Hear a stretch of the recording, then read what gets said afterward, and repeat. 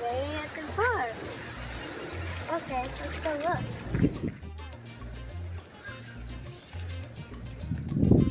Bring it up.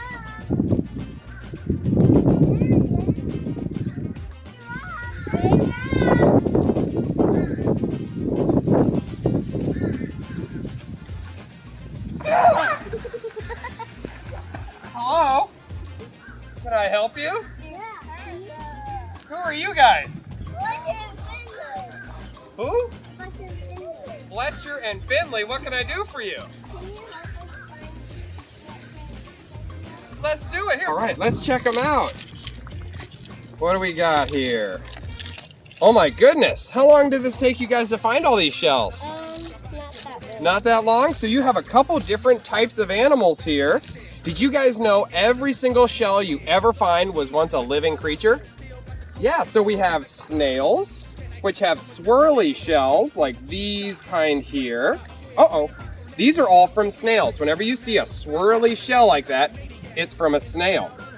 These two are fighting conch shells. These were snails that go around and they eat other little animals like bivalve mollusks and mussels like these clams and arc shells and oysters here that we're going to talk about in a second.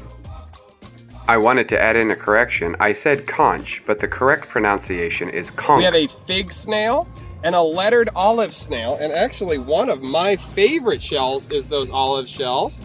And look at those pretty colors that they can get. Isn't that cool? So that's like a baby one of these. The snail lives inside, and sometimes after the snail dies, a little animal moves in. Do you guys know what it is? No. It has pincers. And they pinch you. Crabs, hermit crabs can sometimes move in because they don't make their own shells, so they have to live in old snail shells. Now these, 1, 2, 3, 4, 5, 6, these are arc clams. And they would have been in an animal that would have opened and closed like this. And they have two little tubes that come out. One tube breathes in dirty water and the other tube breathes out clean water. So every breath they take, they make the world better. Isn't that cool? This one is called an elegant Dosnenia. This one is a quahog clam, and then this one is a sunset Venus clam. So all these would have had two sides that open and close. That's a really cool shell collection. I like it. Do you have any questions about your shells? Is the hermit crab move to different shells? They do. That's such a good question. So let's say there's a baby hermit crab and he's crawling around and he finds a shell that's just right for him. But he's going to grow bigger. But the shell won't grow with him. So he'll leave that shell and grow into another one. And then he'll crawl around until he finds a bigger shell. And then he'll crawl around in that one until he needs a bigger one. We have a problem though on a lot of beaches. People love to find these types of shells, don't they? So what happens if we take that shell and the hermit crab is looking for it? There dies. Well, he can't find a new home.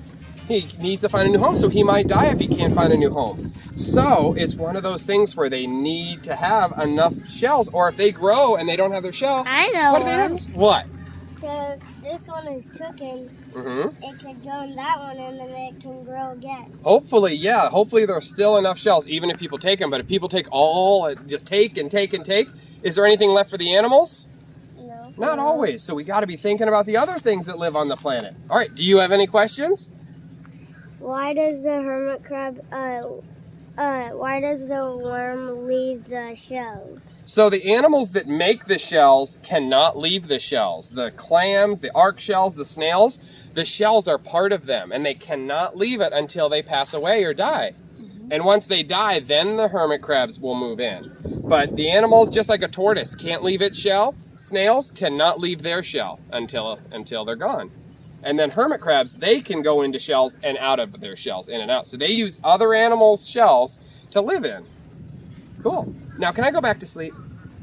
And then going scary again? No! Well, I hope I answered all your questions, you guys. Can I go back to sleep now? Okay, thank you. Bye. Bye.